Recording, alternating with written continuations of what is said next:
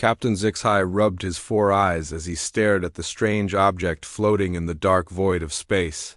His ship, the Star Whisper, had been traveling through the Kepler sector for 3 days now, carrying precious metals and rare crystals to the trading stations near the Galactic Rim. The cargo hold was full, and the journey had been smooth until now.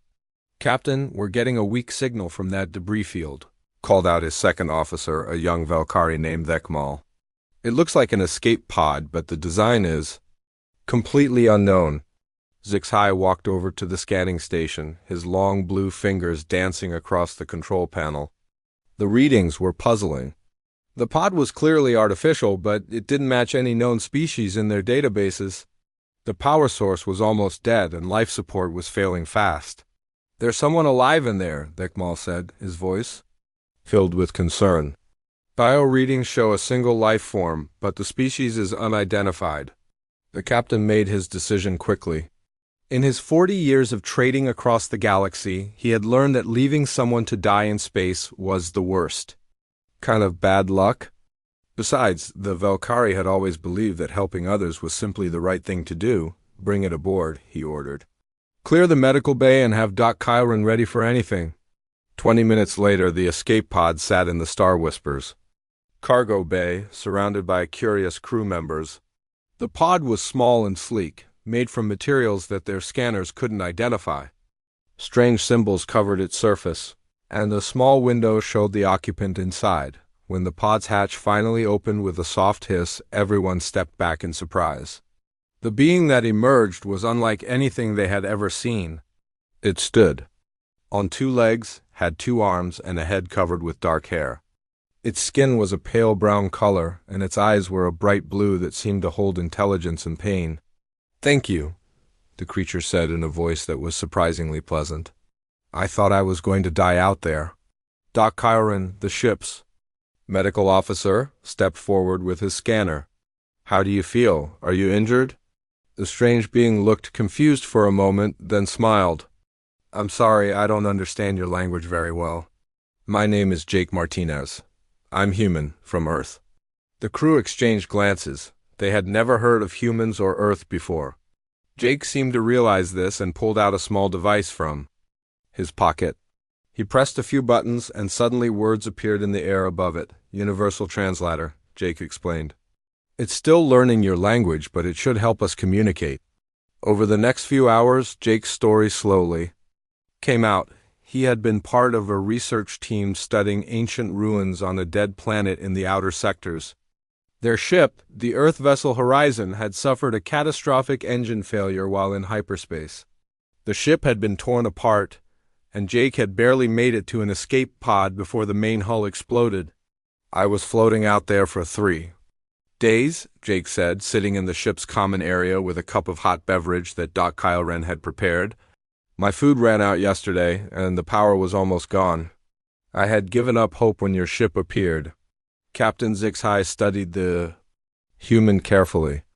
Jake was clearly exhausted and sad about losing his crewmates, but there was something else about him that impressed the captain. Despite his terrible situation, Jake was curious about everything. He asked questions about Valkyrie culture, admired the ship's design, and even offered to help with repairs when he noticed a damaged panel in the corridor. "You don't have to work," HFY told him. "You're our guest." Jake shook his head. "I can't just sit around while you're helping me. Besides, I'm an engineer. Maybe I can learn something from your technology." The captain was surprised by Jake's attitude. Most species they encountered were either demanding or suspicious when rescued. But Jake seemed genuinely grateful and eager to contribute. He spent the next 2 days working alongside the crew, learning their repair techniques and sharing his own knowledge. The humans' methods were strange, but effective. He showed them how to strengthen metal joints using a technique called welding, and his understanding of power systems helped them improve their engine efficiency by 15%. Even more impressive was his ability to solve problems in ways that the Valkyrie had never considered. "How did you know to reverse the polarity on that conduit?" Vekmal asked after Jake had fixed a stubborn power coupling. Jake grinned. "Sometimes the simplest solution is the best one. We have a saying on Earth, When all else fails, try the opposite. The crew began to enjoy having Jake aboard. He told them stories about Earth, describing a blue and green world with vast oceans and billions of humans. He talked about human cities, their technology, and their culture. Most interesting were his tales about human history, filled with wars and conflicts, but also incredible acts of heroism and sacrifice. Humans sound very violent, observed Kyren during one of their evening meals. Jake nodded sadly. We can be. But we're also capable of great kindness. We have a saying, the best of humanity comes out in the worst of times. As they approached the trade station at Nexus Prime, Jake began preparing to leave. He had contacted Earth's colonial office and arranged for transport home. The human government had been worried about the missing research team and was grateful that Jake had survived. I don't have much to offer you, Jake said to Captain Zixhai on his final day aboard the Star Whisper, but I want you to have this. He handed the captain a small device that looked like a communicator. It's a long-range beacon. If you're ever in trouble, activate it and any human ship in the area will come to help. We take care of our friends. Captain Zixhai was touched by the gesture, but he waved it away. You don't owe us anything, Jake Martinez. Helping people in need is what good beings do. Jake insisted, pressing the device into the captain's hands. Please, take it. Where I come from, we believe that kindness should always be repaid. You saved my life, and I'll never forget that. The next morning, Jake gathered his few belongings and prepared to leave. The entire crew had come to say goodbye, and there were genuine tears in many eyes. Jake hugged each of them, using the human gesture of affection that he had taught them. Thank you for everything, he said to Captain Zixhai. You and your crew are the finest people I've ever met. If you ever need anything at all, just remember that you have friends on Earth. As Jake's transport ship departed from the Star Whisper, Captain Zixhai stood at the viewing port and watched until it disappeared into hyperspace. He looked down at the small device in his hands and smiled. It was a nice gesture, but he doubted he would ever need to use it. After all, what could one human do if they were really in trouble? The captain tucked the beacon into his pocket and returned to his duties. The Star Whisper still had cargo to deliver, and the galaxy was a big place with many more adventures waiting. He had no idea that his simple act of kindness had just changed the fate of the entire galaxy. 3 days later, as the Star Whisper docked at Nexus Prime, Captain Zixhai received the first warning that something was wrong. The space around the trading station was filled with ships, but these weren't merchants or travelers. They were warships, and they bore the feared symbol of the Korthax Empire. Captain Zixhai watched in horror as the Korthax warships surrounded Nexus Prime. The massive black vessels moved like predators circling their prey, their weapons already charging for the attack. The trading station's defenses were pitiful compared to the Empire's military might. Captain, we're receiving a general broadcast from the station, Vekmal reported, his voice shaking. All civilian ships are ordered to remain docked. The Korthax are demanding tribute from every vessel in the area. Zixhai's blood ran cold. The Korthax Empire was known throughout the galaxy for their cruelty. They took what they wanted and destroyed anything that stood in their way. Nexus Prime was supposed to be neutral territory, protected by ancient treaties, but the Empire had apparently decided that those agreements no longer mattered. How many ships do they have? The captain asked. 37 warships, including 5 battle cruisers, Vekmal replied. The station's defense fleet has only 12 ships, and most of them are old patrol vessels. Through the viewing port, Zixhai could see the station's defenders moving into position. It was a brave gesture, but everyone knew it was hopeless. The Korthax had brought enough firepower to destroy a small planet, let alone a trading station. Admiral Krexler's voice boomed across all communication channels, speaking in the harsh language of the Korthax. The universal translators quickly converted his words. People of Nexus Prime, you will surrender all valuable cargo immediately. Any resistance will result in the complete destruction of your station. The station commander, a brave Telani named Jorik, responded with dignity. Nexus Prime is neutral territory under galactic law. We demand that you withdraw immediately. Krexter's laughter was like the sound of breaking glass. Your laws mean nothing to the Korthax Empire. You have 1 hour to comply, or we will take what we want from your wreckage. The hour passed slowly. Zixhai and his crew watched helplessly. As Korthax soldiers prepared to board the station, the captain's hand unconsciously moved to his pocket where Jake's beacon rested. The human had said to use it if they were ever in trouble, but what could one species do against the might of the Korthax Empire? Just as the boarding pods were about to launch, something impossible happened. The space around Nexus Prime erupted in brilliant flashes of light.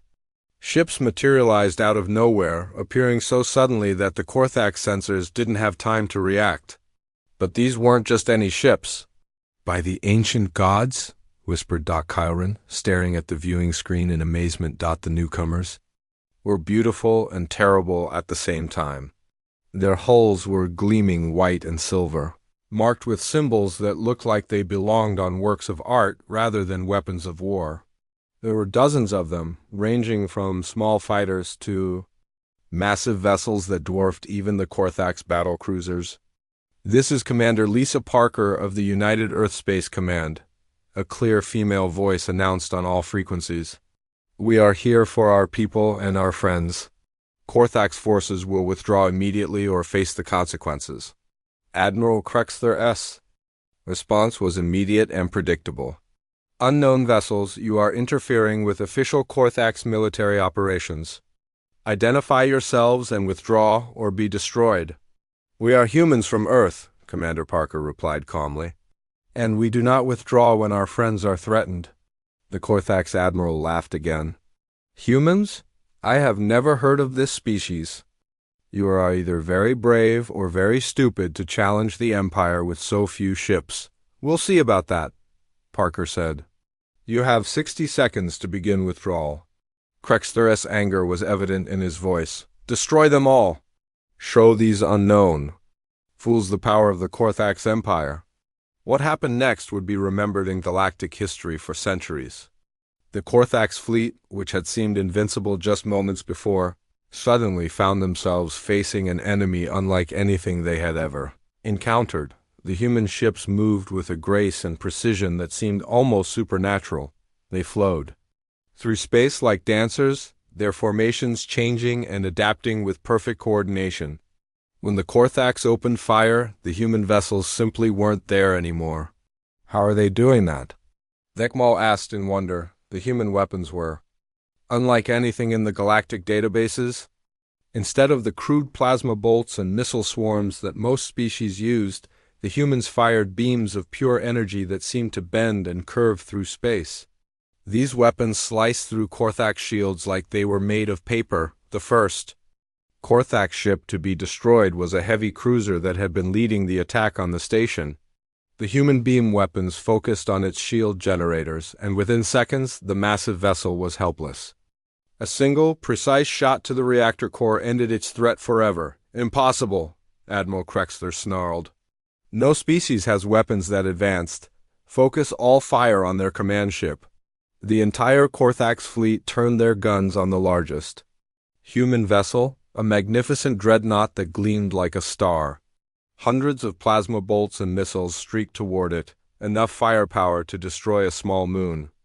But the human ship didn't even slow down. A shimmering barrier of energy surrounded the dreadnought, and every enemy shot simply vanished when it touched the barrier. The humans had shields that were beyond anything the galaxy had ever seen.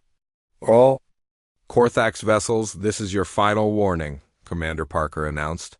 "Withdraw now, or we will consider you a threat to galactic peace." Admiral Krexter's pride would not allow him to retreat.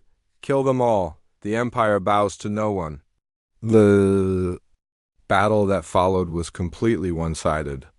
The human ships moved through the Korthax fleet like wolves among sheep. Their weapons were so advanced that they could disable enemy vessels without destroying them, precisely targeting engines and weapon systems while leaving the crew alive. But some Korthax ships continued to fight, and the humans showed that they could be just as deadly as they were merciful. Ships that refused to surrender were destroyed with clinical efficiency. The human weapons didn't just penetrate shields. They seemed to ignore them entirely. Within 2 hours, the mighty Korthax fleet was either destroyed or fleeing in panic. Not a single human ship had been lost, and most of them didn't even show damage. The few Korthax vessels that remained were limping away into hyperspace. Their crews probably still in shock at what they had witnessed. As the last enemy ship disappeared, the human fleet turned its attention to the trading station. Rescue ships emerged from the larger vessels, carrying medical teams and supplies. But the most surprising thing was that Jake Martinez himself appeared on the communication screen. "Captain Zix-Hi," Jake said with a warm smile. "I see you needed that beacon after all. Are you and your crew safe?" The Valkyrie captain stared at the screen in amazement. "Jake? How did you know we were in trouble?" "The beacon you activated sent a signal to Earth Command," Jake explained. "When we learned that the Korthax were threatening Nexus Prime, the government ordered an immediate response. Nobody threatens our friends." "But this is just a trading station," Zix-Hi protested. "Why would your people send such a powerful fleet for a few merchants?" Jake's expression grew serious. "Captain, you saved my life when you didn't have to. You and your crew showed me kindness when I was lost and afraid. That makes you family, and humans protect their family." As human rescue teams began evacuating the wounded from Nexus Prime, Captain Zix-Hi realized that he had seriously underestimated the species that had once seemed so helpless. The humans weren't just advanced. They were something far more dangerous. They were grateful, and they never forgot a kindness. The galaxy was about to learn what that meant. Captain Zix-Hi stood in the main docking bay of the human dreadnought, feeling very small and confused. The ship was enormous, easily 10 times the size of the Star Whisper, and everywhere he looked there were humans working with quiet efficiency. They moved with purpose and confidence like people who had never known defeat. "Captain, Admiral Sullivan will see you now," said a young human woman in a crisp blue uniform. Her name tag read Lieutenant Brown, and she smiled warmly as she led him through the ship's corridors. The corridors themselves were impressive. The walls were made of some kind of metal that seemed to glow with its own light, and the floors were so clean that Zix-Hi could see his reflection. Everything was organized and functional, but there was also an artistic quality to the design that spoke of a culture that valued beauty as much as efficiency. Admiral Kate Sullivan was waiting in her office, a spacious room with large windows that looked out into space. She was a tall woman with gray hair and kind eyes, but there was something in her posture that suggested she was used to being obeyed without question. "Captain Zix-Hi," she said, standing to greet him. "Please, sit down. I want to thank you personally for what you did for Jake Martinez." Zix-Hi took the offered chair, still struggling to understand what was happening. "Admiral, I appreciate your gratitude, but I don't understand why you brought such a large fleet. All I did was pick up a stranded traveler." Admiral Sullivan smiled and activated a holographic display that filled the air between them. "Let me explain something about humans, Captain. We never forget those who show us kindness, especially when we're vulnerable and alone." The hologram showed a detailed map of the galaxy with thousands of star systems marked in different colors. For the past 50 years, Earth has been quietly monitoring galactic communications. We've been learning about every species, every government, every trade route and conflict. We know more about this galaxy than most of the species that live in it. Zix-Hi stared at the map in amazement. The level of detail was incredible. He could see trade routes, military installations, and even the locations of hidden bases that were supposed to be secret. "When Jake filed his report about your rescue," Admiral Sullivan continued, "it went directly to the highest levels of our government. The President herself read about how you and your crew risked your lives to save a stranger from a species you'd never heard of. But it was just the right thing to do," Zix-Hi protested. "Exactly," the Admiral said with a wider smile. "And that's why you're so valuable to us? You see, Captain, most species in this galaxy are driven by profit, fear, or conquest. But you acted out of simple decency. That's rare, and it's precious." She pressed a button, and the hologram changed to show Earth itself. Zixai gasped at the sight of the blue and green world, with its swirling white clouds and vast oceans. It was beautiful beyond description. Earth has been preparing for this moment for decades, Admiral Sullivan explained. We knew that eventually we would need to reveal ourselves to the galaxy. When we learned that the Korthax were threatening Nexus Prime, we saw an opportunity to make our introduction in a way that would send the right message. What message? Zixai asked. That humanity protects its friends, she said simply. You became one of our friends the moment you opened your airlocks to Jake. That makes you family, and humans will fight to the death to protect their family. The Admiral showed him another holographic display, this one showing the human fleet that had just destroyed the Korthax. This was just a small part of our Space Force, Captain. We have thousands of ships like these and weapons that make what you saw today look like children's toys. Zixai felt his forelegs grow weak. Thousands? Earth has a population of 12 billion people, Admiral Sullivan said calmly. We've been preparing for space warfare for over a century. We've studied every conflict in galactic history, analyzed every weapon and tactic. We know the strengths and weaknesses of every major power. She leaned forward in her chair. But more importantly, we understand something that most species don't. True strength doesn't come from having the biggest guns or the most ships. It comes from having people who are willing to sacrifice for each other. The hologram changed again, showing scenes from human history. Zixai saw images of humans helping each other during disasters, soldiers risking their lives for their comrades, and ordinary people performing extraordinary acts of courage. We call it the human spirit, Admiral Sullivan explained.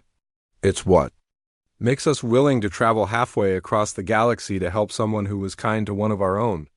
It's what makes us remember every favor and repay every kindness. But why reveal yourselves now? Zixai asked.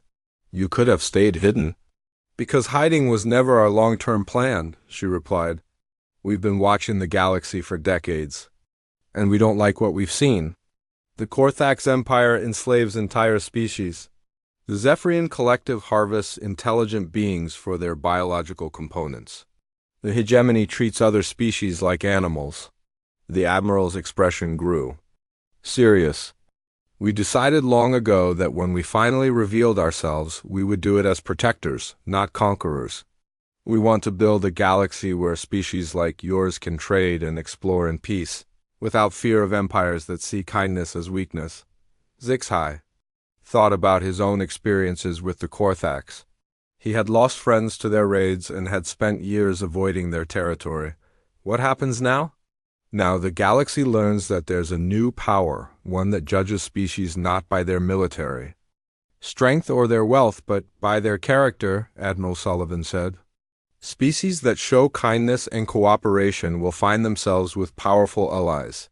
Those that choose conquest and cruelty will find themselves facing humanity's full attention. She handed him a small device similar to the beacon Jake had given him.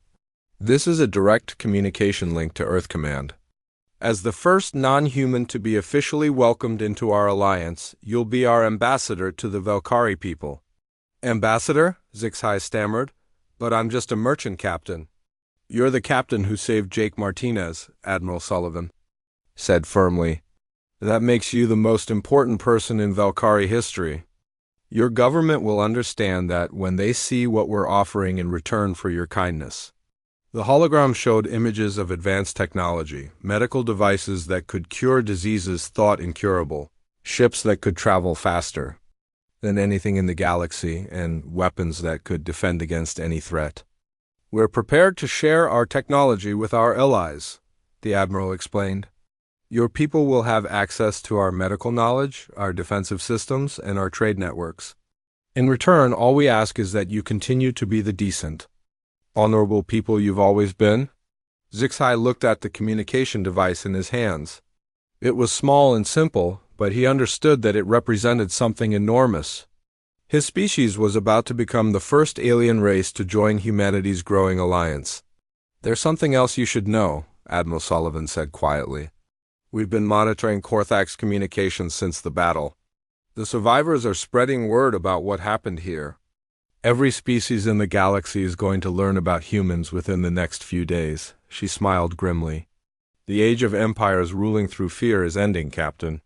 The age of cooperation and mutual protection is beginning. And it all started because you decided to rescue a stranger. As Zixai left the Admiral's office, his mind was spinning with possibilities. He had thought he was just saving one life, but he had actually helped to reshape the entire galaxy. The humans were right about one thing: kindness was indeed the most powerful force in the universe. 3 weeks after the battle at Nexus Prime, the galaxy was buzzing with news about the mysterious humans. Every communication network carried stories about the unknown species that had appeared from nowhere and destroyed a Korthax fleet without losing a single ship. But the most surprising news was yet to come. Ambassador Zixai sat in his new office on Earth, looking out at the sprawling city of New Geneva where the human government conducted its galactic affairs. The building was made of crystal and steel, reaching high into the blue sky, and everywhere he looked there were humans working alongside beings from dozens of other species. "Ambassador, we have the morning reports," said his assistant, a cheerful human woman named Carol, who had been assigned to help him understand Earth's complex political system. She placed a stack of data tablets on his desk, each one containing information about humanity's expanding influence. The first tablet showed a map of the galaxy that had changed dramatically since Zixai's rescue of Jake Martinez. Green areas marked systems that had officially joined the Human Alliance, while yellow zones indicated species that had requested protection or trade agreements. Red areas showed hostile territories, and Zixai was amazed to see how much red had disappeared in just 3 weeks. "The Andromedan Trade Union voted yesterday to join our alliance," Carol explained. "They specifically mentioned the story of how you rescued Jake as proof that humans value honor over profit." Zixai shook his head in wonder. The Andromedan Trade Union controlled over 200 star systems and had been independent for centuries. "All because I picked up a stranded traveler?" "It's more than that," Carol said gently. "It's what your actions represent. Let me show you something." She activated the room's holographic display, and suddenly the office was filled with images from across the galaxy. Zixai saw human ships arriving at trading stations, but instead of demanding tribute or conquest, they were offering protection and aid. He watched human engineers helping to repair damaged space stations, human doctors treating alien diseases, and human diplomats negotiating fair trade agreements. "This is happening everywhere," Carol continued. "Every species that ever helped a human, no matter how small the gesture, is being rewarded.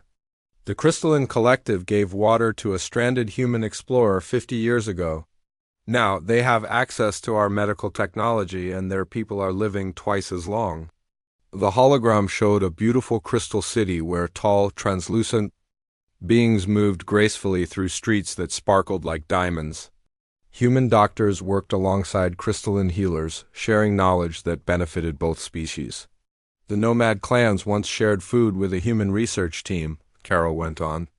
"Now they have permanent trading rights in human space and protection from the pirates who used to attack their ships."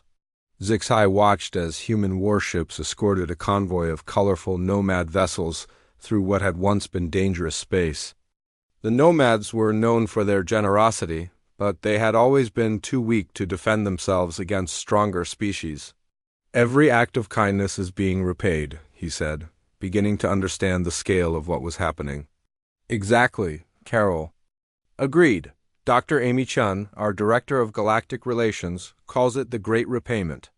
We're systematically identifying everyone who ever helped humanity and making sure they're rewarded." The hologram changed to show Dr. Chun herself, a small woman with kind eyes and a gentle smile, meeting with representatives from dozens of species. She was signing agreements, shaking hands, and presenting gifts of technology and protection. "But what about species that were neutral or hostile?" Zixai asked. Carol's expression grew more serious. "That's where things get interesting. Show me the hegemony report." The hologram shifted to show the hegemony's territory, a vast empire that had once controlled a quarter of the galaxy. But now, many of their star systems were marked in yellow, indicating they were seeking new alliances. The hegemony used to treat other species like slaves, Carol explained. They never helped anyone and took whatever they wanted. When we offered them the same deal we gave everyone else, they laughed and called us weak. What happened? Nothing violent, Carol said with a slight smile.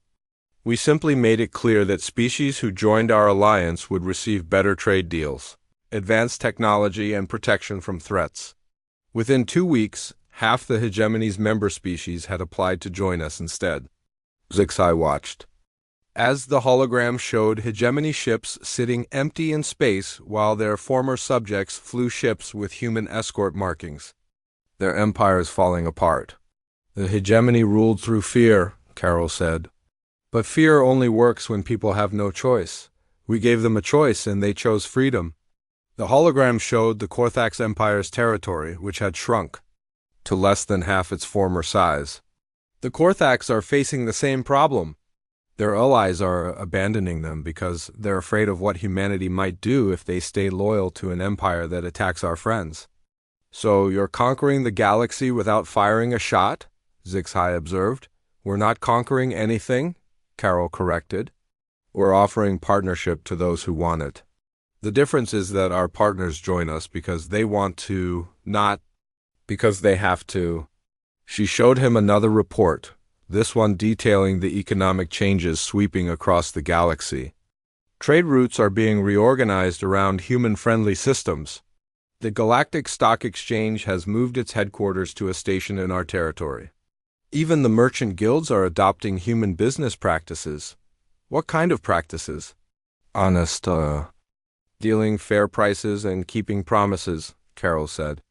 Revolutionary concepts in some parts of the galaxy. The hologram showed bustling markets where humans traded alongside dozens of alien species. There were no armed guards, no intimidation, just honest commerce conducted in an atmosphere of mutual respect. The most important change is in the Galactic Council, Carol continued. For centuries, they ignored smaller species and only listened to the powerful empires. Now they're begging us to join. Zixai had heard about the Galactic Council, an ancient organization that was supposed to maintain peace between species, but had become corrupt and ineffective. Are you going to join? We're considering it, Carol said, but only if they agree to our conditions.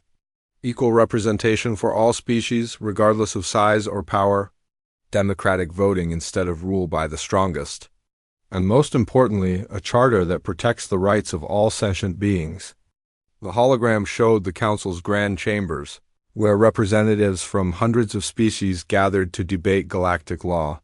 For the first time in centuries, even the smallest species had voices that were being heard. The old way of doing things is ending, Carol said. The empires that ruled through conquest and fear are finding that their subjects have better options now. Meanwhile, species that believed in cooperation and mutual aid are discovering that they have powerful allies. Zixai thought about his own people, the Velkari. They had always been peaceful traders, avoiding conflict and helping others when they could. Now they were among humanity's closest allies, with access to technology and protection that they had never dreamed possible. It's not just about politics or economics, Carol continued. It's about changing how species think about each other. The idea that strength comes from cooperation instead of domination is spreading across the galaxy. She showed him one final image, a space station where human and alien children played together, learning each other's languages and cultures. This is the future we're building. A galaxy where species judge each other by their character, not their military power. As Zixai looked at the playing children, he realized that his simple act of rescuing Jake Martinez had started something far greater than he had ever imagined. The galaxy was becoming a place where kindness was valued more than conquest, where cooperation was stronger than fear, the age of empires was ending, and the age of friendship was beginning.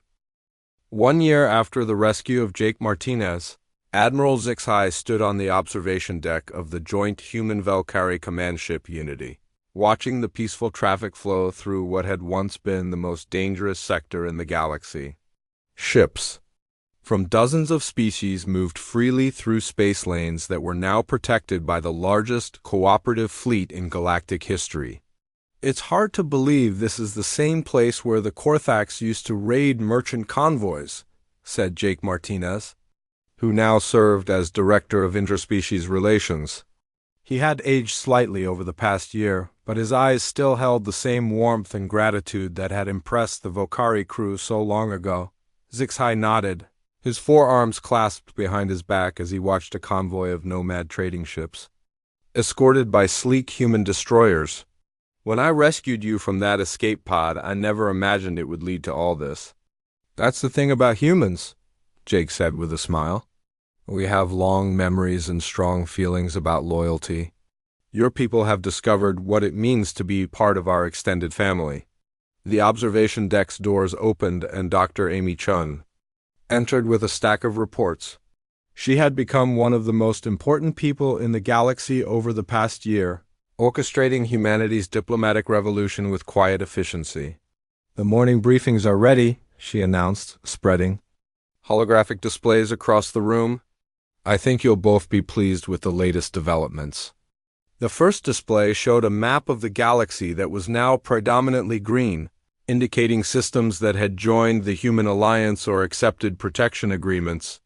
Only small patches of red remained, showing the few remaining hostile territories. The former Korthax Empire officially dissolved yesterday, Dr. Chun reported. The last 3 systems under Emperor Krexler-S control have requested membership in our alliance. They're offering to pay reparations to all the species they enslaved over the centuries. Zixai was amazed. The mighty Korthax Empire, which had terrorized the galaxy for generations, had simply collapsed when faced with an alternative to rule by fear. Their former subjects had abandoned them one by one, choosing cooperation over conquest. What about Krexler himself? Jake asked. He's been placed under house arrest by his own former admirals, Dr. Chun replied. They want to prove to us that they've rejected their old ways.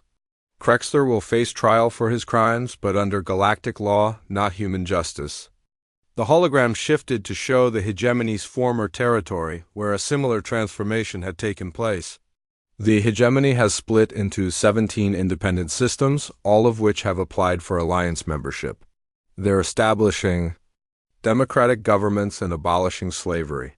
Amazing how quickly empires fall when their subjects have a choice, Zixai observed. Dr. Chun smiled. Fear is a weak foundation for any government. Once people realize they don't have to be afraid anymore, they choose freedom every time. The next display showed economic data that demonstrated the galaxy's transformation. Trade volume had increased by 300% as peaceful commerce replaced piracy and forced tribute. Scientific collaboration between species had led to breakthrough discoveries in medicine, technology, and space travel. The Galactic Council voted unanimously last month to adopt the Human Charter of Rights, Dr. Chun continued. Every sentient being in the galaxy now has guaranteed protections against slavery, genocide, and forced labor. Jake walked over to examine another holographic display showing the Council's new chambers. I still can't believe they rebuilt the entire facility. It looks more like a university than a government building. The new Galactic Council was indeed impressive. Instead of the dark, intimidating halls where powerful empires had once made decisions behind closed doors, the new chambers were bright and open. Representatives from over 400 species met in transparent debate halls where every discussion was broadcast to their home worlds. Democracy is spreading faster than we ever expected, Dr. Chun said. Species that have lived under dictatorships for centuries are learning to govern themselves. It's not always smooth, but it's progress. Zixai studied a report about his own people. The Valkyrie had become one of humanity's most trusted allies, and their peaceful approach to conflict resolution was being adopted by species across the galaxy. Valkyrie diplomats were now serving as mediators in dozens of disputes. Your people have become the galaxy's peacemakers, Jake told him. Everyone knows that the Valkyrie can be trusted to be fair and honest. We learn from the best teachers, Zixai replied. Humans showed us that strength and kindness are not opposites. Dr. Chun activated another display showing military statistics. The galaxy is now more peaceful than it has been in recorded history. Piracy is down 97%. Wars between species have completely stopped. We haven't had to use military force in over 6 months. What happened to all the weapons? Zixai asked.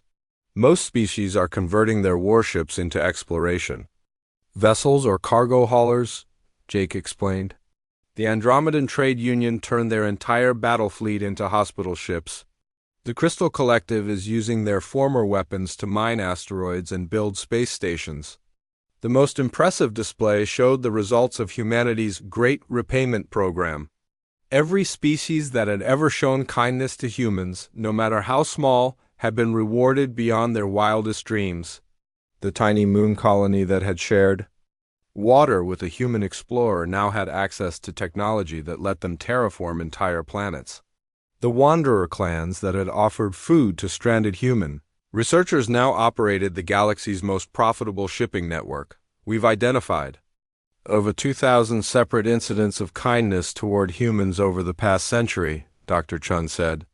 Every single one has been repaid with interest. And what about species that were neutral or hostile? Zixai asked. They're learning, Jake said simply.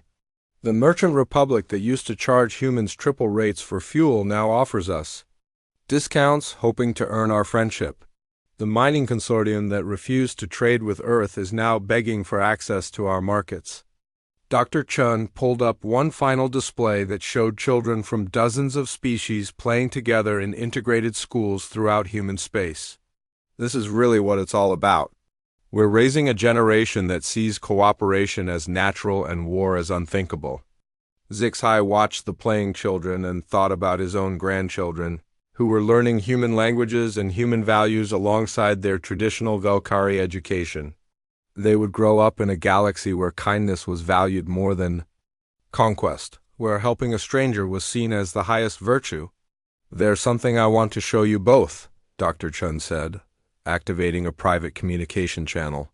On the screen appeared Captain Jorik, the brave Talani commander who had defended Nexus Prime against the Korthax. Greetings, my friends, Jorik said with a warm smile. I wanted to personally thank you for what you've done. Nexus Prime is now the safest trading hub in the galaxy, and we're handling more commerce than ever before. You were the one who stood up to the Korthax, Jake replied. We just evened the odds. Nevertheless, Jorik continued, your response to Captain Zixai's act of kindness has changed everything. The galaxy is a better place because one Valkyrie captain decided to rescue a stranded human. After the communication ended, the three friends stood in comfortable silence, watching the peaceful flow of ships through space. The transformation of the galaxy seemed almost magical, but Zixai understood that it was really very simple. Humans had shown that treating others with kindness and respect was not weakness but strength. So what happens now? Zixai asked. Now we keep building, Jake said. We explore new worlds, make new friends, and continue to prove that cooperation is stronger than conquest. Dr. Chun nodded. The age of empires is over. The age of friendship has begun. And it all started because you decided to open your airlocks to a stranger. As they watched a mixed fleet of human and alien ships departing for unexplored regions of the galaxy, Zixai realized that his simple act of rescuing Jake Martinez had indeed changed everything. The galaxy had learned that kindness was the most powerful force in the universe, and that lesson would echo through the stars for generations to come.